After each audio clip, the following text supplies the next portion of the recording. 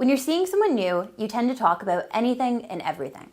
But what do you do if it turns out that he's had way more romantic experience than you? Is this a deal breaker? How can you avoid embarrassment and make sure that you don't do something to turn him off due to your lack of practice? Keep watching, because I'm going to tell you why not having experience isn't necessarily a bad thing and give you some tips to make sure you keep your cool. Hi ladies, I'm Amy North, a relationship expert from Western Canada. I'm on YouTube to share my top tips and answer the most commonly asked questions I get about love and dating. If you want to stay up to date, subscribe to my channel and you'll get to see my videos before anyone else does. So, what do I mean when I say experience? It's about more than just the number of sexual partners you've had. This advice also goes for those who have less experience in long-term relationships, casual relationships, or any kind of romance. The truth is, dating someone who is much more experienced than you can create conflict and insecurity.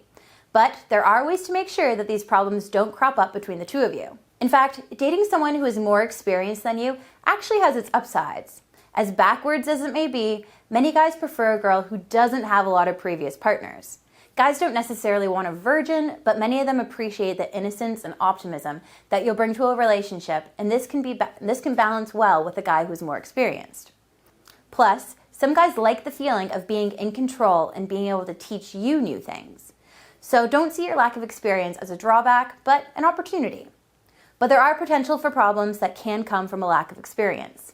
It can result in miscommunication as you don't have practice picking up certain cues that he may see as obvious and unspoken.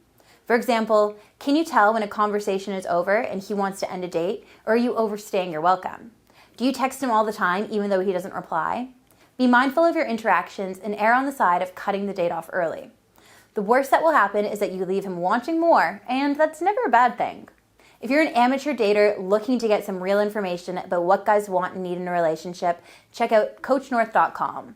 There you'll find my devotion system. This is the guidebook you need to understand men and get them to treat you the way you deserve without games or manipulation. It's backed by science, research, and the time-tested methods. That's coachnorth.com.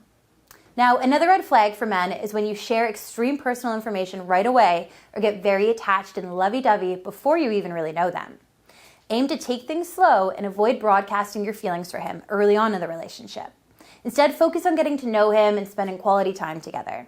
This will show him that you're mature and that you want to build something real with him specifically, rather than just anyone that comes along.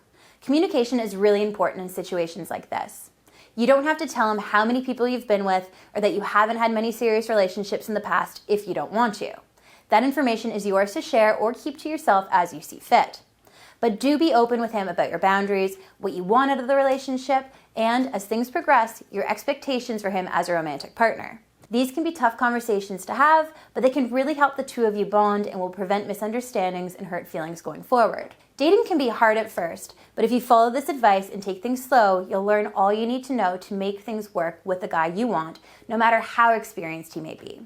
Do you have any advice for dating guys with a lot of experience? What about when guys have less experience than you? Leave it in the comments below. I love hearing your stories and tips, and as always, thanks for watching.